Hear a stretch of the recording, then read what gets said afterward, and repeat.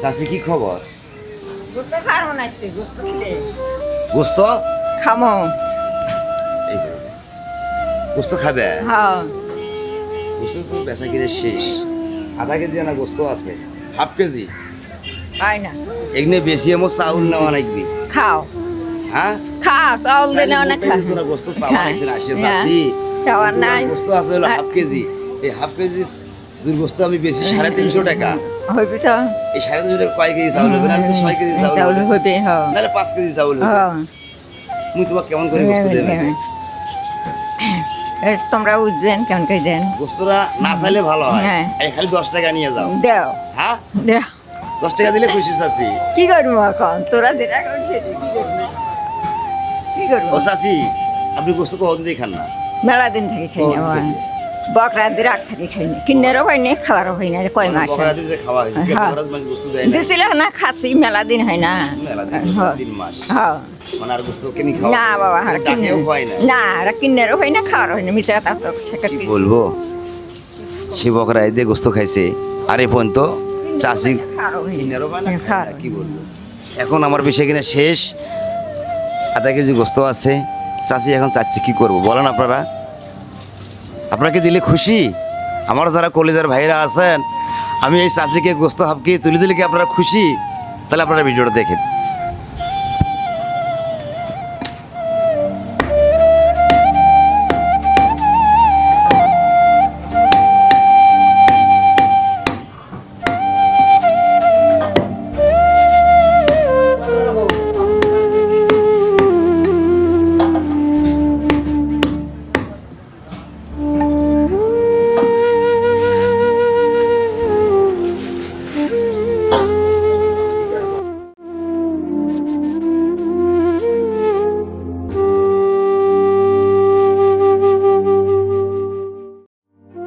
তাহলে চাষি আমি এই গোস্ত গোনা বেশিয়ে চাউল কিনে বাসায় নিয়ে গেলাম হয়, কিন্তু আজকে আমরা এই চাউল কেনা বাদ দিয়ে আমি আপনার এই যে একটা দিয়ে দিলাম। হ্যাঁ।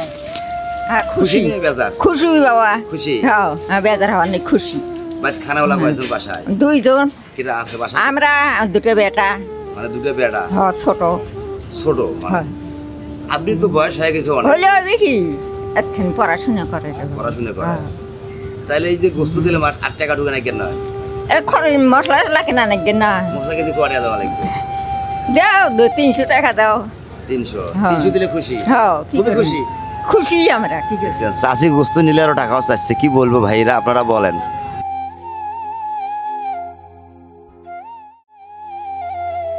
দুশোটাতে মশলা কিনবে আর এই 100 টাকা দিয়ে বিরিয়ানির চাউল কিনবে। হ্যাঁ কিনে কি কিনবে বলেন দেখি? মশলা কিনবো, বিরিয়ানির চাউল কিনবো। আপনি খুশি? হ্যাঁ খুশি। দর্শককে কিছু বলবে কি বলবো? যে একটা ভাজতে কাটা ফলো দিও? কিরে বাবা, হ্যাঁ হ্যাঁ। খুশি নাকি? না না, ও বলে ভাজতে একটা ফলো দিও। ফলো দেও একটু। হ্যাঁ ভাজতে আমার গোস্ত 8 টাকা দিছি। যে গোস্ত 8 টাকা দিছি হচ্ছে। একটা হাসি দিবে? দেও হাসি। হাসি। দর্শক আসসালামু আলাইকুম।